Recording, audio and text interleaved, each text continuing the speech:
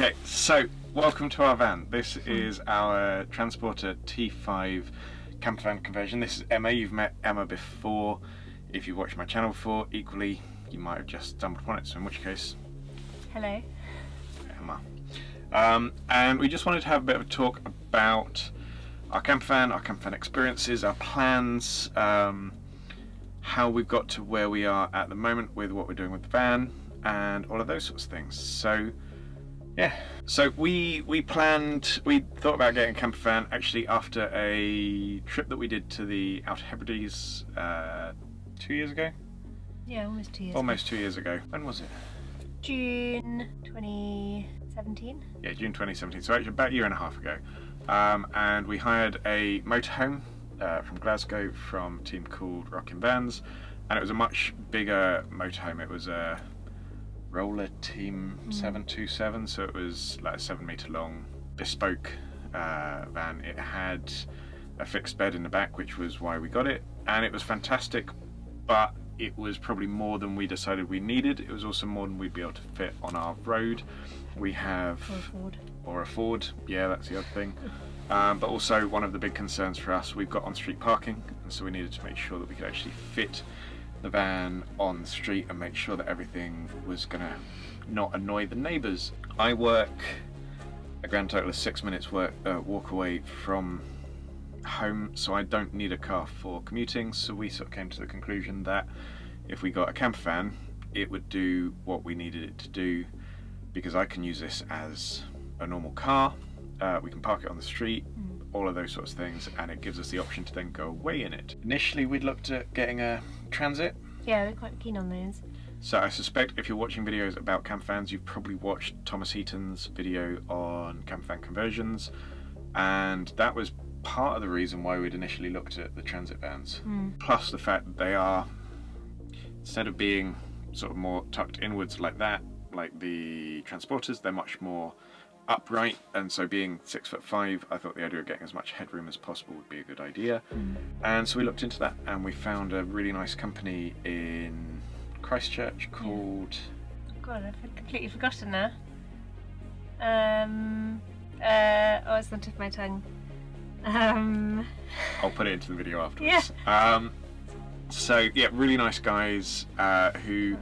Because actually finding somebody to convert a van, we decided we were going to buy a van and then get it converted, and finding people that will convert Transits is a little bit more... Sorry, are we boring you? Finding somebody that will convert a Transit is more difficult than finding somebody that will convert a VW, and so we found a company near us that looked fantastic. We got quotes from them, and it was a fairly reasonable quote, and we looked at getting a van, and we got engaged. Revamp a van. Revamp a van, that's the one. Revamp a van. So we got engaged, and our financial priorities shifted slightly. Yeah. Yeah. So we decided, rather than spend the money on a van and then the money on a conversion, we decided to look at getting a pre-converted van, second-hand, slightly older van, which could be our starter van. Then we could actually use the other money towards wedding, that sort of stuff. So we then started a search, and as we were doing the search, what we discovered was most of the vans that you could get for the budget that we were looking at. So we looked at 20,000. Are we saying that? Are we allowed to tell people what we spent it on? I spent on it. Okay, so we looked at 20,000, and for 20,000 there are lots of vans available. Most of the vans that we were looking at, people's old vans, and there was just something about the idea of... Yeah, there's quite a few people who rented them out, weren't there? Yeah. And then they were selling them on to get new stock or something. Yeah, so rental companies who were selling old stock, or there were people that were selling their own privately owned vans, but the idea of sleeping in somebody else's bed, it's just a bit weird. Don't know why I found that a bit weird. But there are a few companies who, so we found quite a few that basically have converted an older van and then are selling it on. So we ended up with this van from Days Leisure in Bristol, and the conversion is fantastic. I think it's a really high quality conversion. And what's nice, it's an older van, it's done 150,000 miles, which apparently for a VW T5 is perfectly reasonable. You can There seemed to be a couple having an argument in the road in front of us, being a bit shouty. I don't know what's going on. Anyway, so apparently VW diesel engines will go on forever and ever and ever, so being 150,000 miles, it had been incredibly well looked after, it had been regularly serviced and all of those sorts of things. You think we're being weird? They're being really noisy. So yeah, so 150,000 miles wasn't a major issue, and it was just... There we go. Anyway, so it's an older van, but it's not an issue, basically, and it was a brand new conversion, and that seemed to do... best of both worlds in a way. Yeah, so we're seeing this as our starter van. We're going to have this probably for 5, 7, 10 years. We'll see how long it lasts, and then when we get the next van, we'll do what we want to do, which is get a bespoke conversion. Because there are a few little bits and pieces in here that are not necessarily exactly how we would have chosen to convert it, but that's not to say it's not a good conversion. Actually, I think the conversion is top notch. Yeah. Yeah, insurance. That was the one thing that we had a little bit of an issue with, where because we went with Days Leisure, who are a smaller converters, they're not on some campervan and caravan insurance's sort of approved lists. So some insurance companies wanted us to send in photographs of all things. So we bought it basically as a trade van, didn't we? Yeah, so we bought it as a trade van, so we had to apply to DVLA to get it changed to a campervan. And because it hadn't been changed to a campervan, we would have also, for insurance, had to provide all the photographs, and they wanted very detailed photographs. They wanted letters of approval from the converter, they wanted gas certificates, and then we found Caravan Guard. I think they're Caravan Guard. I'll check. But Caravan Guard, who have insured us, and the insurance seems very reasonable. It's actually, my insurance on this van is cheaper than my insurance on my Audi A3, and it seems like very good cover. So touch wood, we'll never need to worry about it, but it's good to know we've got insurance, and if we do ever have an issue, I'll let you know how insurance gets on. So we sorted out the DVLA, and then that was quite an easy process. Yeah, that was super easy. You found it. We just took a load of photos of the van just to demonstrate that it was converted, had a bed, had a cooker, had a fridge, sent it away, and within days we got the letter back saying it was now a motor caravan. Yeah. Officially.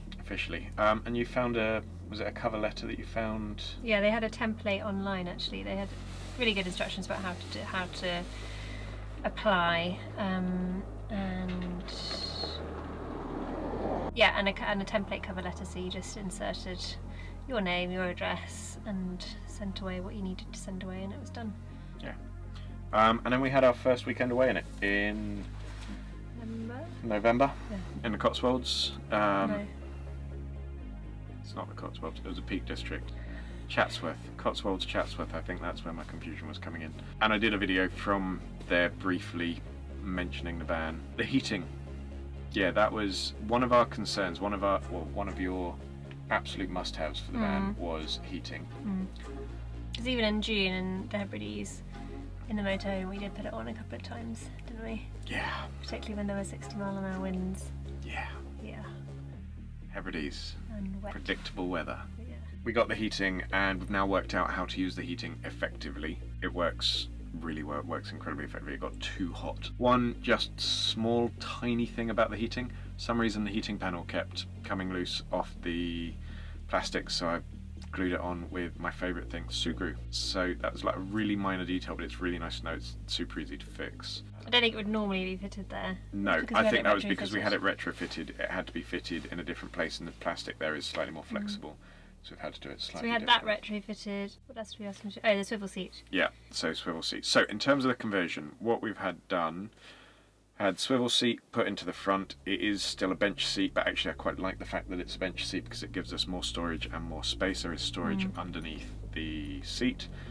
The conversion has a 2-burner hob, sink, fridge, storage, USB ports, lights. So we have 2 sets of lights. We've got these overhead big bright LEDs, which are a little bit bright. You'll be able to see this. And then we have, touch lights. I'll put some B-roll in if needs be, which give us a slightly dimmer option if we want it, if we choose it. So It's actually really nice to know we've got the two options. We also got ourselves a little clip-on reading light for up in the top. So the other thing with the conversion, we've got a... Oz top. No, it's not an Oz top. Oh, it's not an Oz top. It's not an Oz top. I can't remember the name of the conversion top, but I'll put that in. But what we really like about this pop-up roof, it's got the bifold bed. So actually the bed has a bifold in it. That's why it's called a bifold bed. And it means that you can lift it right up from the back rather than it being hinged just off here, which means I get much more headroom. The other thing is the canvas top actually zips out at the front, and you can open the whole thing up and create a massive sunroof, what do you call it? Just a vista, just a nice panoramic front observation, so you can sit up the top and look out over the front, or you can just have it open, get lots of ventilation in the summer. Haven't had it open much because we got it in October and it hasn't been that warm. Yeah, it seems to be pretty windproof, pretty straightforward. It's got one big window at the front, and then it's got two sort of fly screen windows on the sides. So you can sleep up there. It's got a memory foam bed. I think we've kind of decided we might sleep up there during the summer. Yeah. But in winter we're going to sleep down here. If I'm on my own, I'll probably sleep up there. Well, I don't know. We haven't tried it. When we've slept in Peak District, we slept down the bottom. Just a bit warmer, I think. Yeah, a bit warmer. And it works really well. So we have a dog. We have Jack Russell called Pip, who... The reason we think we might sleep upstairs is because she sleeps downstairs, and in the mornings she gets a bit overexcited when she can see us from her bed. So if we're upstairs, maybe that might avoid early It might morning be rises. easily solved by just sipping her in her crate. Yeah, maybe we should just zip her in the crate. We have a crate for her, which means it's very easy to travel. We put it onto this back seat so she can see out the window. You decided we didn't want her on the floor. These windows. These windows. And she does seem to know where she's going in the same way as she always used to in the car. If she recognises when she's driving to somewhere she knows, she gets very excited, so she does seem to be able to see something. So we had to get things like gas sorted, didn't we, when we first got the van? So it came with a gas locker, and it was all wired into the hob. And regulator. Regulator, well done. So yeah, it came with a gas hob and a regulator, but... We had to go and search for the right gas, which was a bit of a headache. Yeah, we found the right gas relatively easily, but we needed to get a pigtail and like an adapter, because the regulator is built into the van. We needed to get an adapter that would go from the gas bottle to the thing. The good news is now it's done, it's all sorted. That was a little bit of a headache, and then eBay let us down. Well, it didn't. It didn't. Thankfully, it didn't let us down. We had a deadline, and they said it would be 24-hour delivery, and it was 6 days. Probably about 4 or 5, I think. Okay. Yeah. Sorry, I'm exaggerating for the sake of telling a good story. Never. So gas now is all good. Gas works really well. We've cooked. It should be a simple thing in the future because we just literally need to swap over the. Yeah, swap the bottle. That's simple. And it's camping gas. Yeah, we've gone with camping gas. We talked to lots of people. Calagas apparently is easier and cheaper to get hold of in the UK, but if you're going across to Europe, camping gas is far easier to get hold of and is also far cheaper in Europe. So the plan is we've got a few European trips planned, and so we wanted something that was usable in Europe. So we wanted something that we could use over there. Yep. Storage, it's like a TARDIS in here. When we first got it, I think one of the things we were worried. We had planned, when we'd planned our own one, we planned to have a cupboard up here, we planned to have a cupboard above the sink as extra storage, and when it came without it, we were a little bit worried that there wouldn't be enough storage. Turns out this thing swallows junk, and it just disappears. We've put so much stuff in here, and we keep putting stuff in here, and there keeps being space. We had more than enough space for all our clothes, and we overpacked completely to see whether we could. The one thing, if we want to take our paddleboard, if we want to take our canoe, we might look at getting roof racks or something like that, because there's no space for like really big objects. But in terms of all my camera gear fits in here really nicely, clothing fits in here nicely. We've got wellies and walking boots and walking shoes all stored in here nicely. All the food, all the everything. Fridge works really well. Yeah, little details. Fridge is really nice. One of the details at Days Leisure is they're one of the only people I've seen them do it. They've got a little chopping board built into the cutlery drawer, and it's a really neat little piece of design, and I just think it's thoughtful. Thoughtful. Cooking's been good. We got a Ridgemonkey. Get a Ridgemonkey. Is that what you're saying? Get a Ridgemonkey, yeah. Okay. Acts like a toaster basically, doesn't it? Or a mini oven. Yeah, it's a mini oven. So if you want grilled sandwich, I think they sell it as a sandwich toaster. Yeah. But actually, it also means if you're cooking meat, it doesn't splatter because you can clamp it down. And yeah, I think it's just a really useful little tool. Get the extra large one. The extra large one is not extra large. The extra large one is normal size. Normal size. So I have no idea what you can cook in the small one. But yeah, don't get the small one. Get the extra large one. Thermal mats for the front windows and windscreen. Yeah. They have suction cups, don't they? So basically they're blackout and thermally efficient. And they're double-sided, so they've got a shiny side and a matte side. So in the winter we can have a shiny side inside and keep all the heat inside. In the summer we can have the shiny side out and keep it cool. We went for the ones that you stick to the inside of the windows, which are, we think, a bit easier. Particularly in the winter, you don't have to go outside in the cold to fit them. Downside is if you've got the heating on, you get quite a lot of condensation underneath them. You can get the ones that wrap around the outside, the front of the van, which the benefit is you don't get the condensation, but the downside... I wonder if you would still get some condensation. I think you might still get some, but I don't think you'd get anything like as much. But you also then have to go outside and strap it all in place, and frankly I'm planning on taking this on a few winter trips, and I don't like the idea of having to go out in the snow to actually fit them. So that's why we went with these ones. You can also get an odd curtain rail that fits around the front, which just seems a faff and will actually take away quite a lot of your indoor space once it's there. We bought these cargo nets, didn't we? Yeah. So we realised on our first night we've got nowhere to put stuff, so if we're reading a book or the phone or anything that you want to have to hand. My check the time. Watch, yeah. So we've put one here. I think my original idea of putting one here was if we got a slightly thinner one or one with slightly less straps on it, we could put the iPad in there and watch the iPad while lying in bed. However, I think it's going to obscure the screen quite a lot if we try that. 21st century camping. Yeah, might have to put that in the video later. I did see, I quite like the idea you can get little Pico projectors, and you could get a white screen and put that up there, and you could project a film if you wanted to lie in bed and watch a film. But you don't really go camping to watch TV, so it's more... We don't anyway. Yeah, we don't. So what else? You bought some winter weather Yeah, I bought some gear. winter bits and pieces. These are... I haven't found a good place to keep these yet, so I wasn't just leaving them there to be able to pull them out conveniently for the video. But these are essentially emergency treads for the van, so you put these under the wheels if you're stuck in snow or sand or ice or mud, and it would just help itself pull itself out. But they're much bigger than I expected, so I don't quite know where to store them other than keeping them down there. They might be trip specific. Yeah. Maybe winter. Yeah, winter trips. I also got some emergency. They're not snow socks. They're just grips that you put onto the tyres that will help you drive in the ice if needs be. Again, I'm hoping I'll never need to use them. But I kind of figured if I've got them, I won't need to use them. If I don't have them, I definitely will. Future upgrades. I think we want to put a solar panel on the roof, don't we? Yeah, so that we can stay off-grid a little bit longer. Nice, yeah. Because the battery does charge from the alternator when you're driving, but actually it'd be nice to be able to stay in one place without having to drive to charge the battery and be able to keep it going. And roof bars, which we've mentioned. Yeah. Maybe a bike rack for the possibly a bike rack for the back. I don't know. We took our bikes to the Hebrides. Didn't use them. Didn't you? No, I did.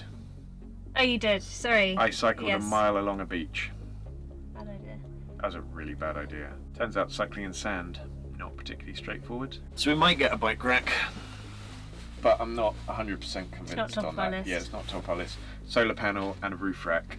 Because actually we're more likely to take either the canoe or the paddleboard or anything like that rather than this is your mother. Okay. Or any of those sorts of things. I think that's pretty much it. Maybe the downsides. Yeah, the downsides to this one, we got a short wheelbase van, so the bed when it's down takes up your entire living space. That's the benefit of the long wheelbase one, but the long wheelbase one also hangs over the end of parking spaces, whereas this does fit anywhere a car could fit. I think that's about it. Right, we should go and say hello to the mother. So we got a little bit distracted yesterday taking Pip for a walk with Emma's mum. So sorry about the slightly brief cut off. Yeah, I think we pretty much finished. Just wanted to close it off very quickly. We talked briefly about the downsides of the fact that we've got a short wheelbase, but other than that, there really are, and I haven't found any downsides. No, I can't think of any. Good, you've just been very quiet today. I just can't think of any. It's Christmas Eve today, and we're a little bit all sorting out and everything's going on, so yeah, you're a little bit vacant. Mind on other things. Yeah. Don't call you vacant. Vacant, sorry. But yeah, there are no downsides to it. It drives like a car. You've driven it as well now. Yes, braved it. Easy.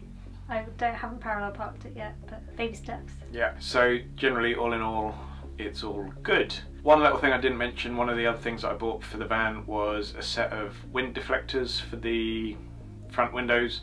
Just means that A, you can get a little bit more ventilation actually while you're driving, or while you're parked you can have the windows slightly down without getting rain in. It also means you can drive along and it's a little bit quieter. I got deflectors, having done a bit of research on the interwebs. But actually, yeah, it works. They work really well. Super easy to fit. You don't have to do any drilling. I found a lot that you needed to do some drilling to be able to get them to fit. So those ones just clip in place in the window track. The first couple of times I opened the windows, it then was a little bit reluctant to close, but it's fine now. Basically that's it. We've got a few plans for trips. We're going to do the North Coast 500 at some point up in Scotland. We're thinking of doing a little mini moon after the wedding to Isla and possibly Tyree. And then we've also got a couple of European bigger trips planned, probably not imminently, but will be in the future. One down to Portugal and then one to Greece are the two trips that we've got planned at the moment. Any questions, anything you'd like to know about the van, anything that I haven't answered, please feel free to leave it in the comments, and there will almost certainly be more videos from the van and highlighting any changes we make or anything like that along the way.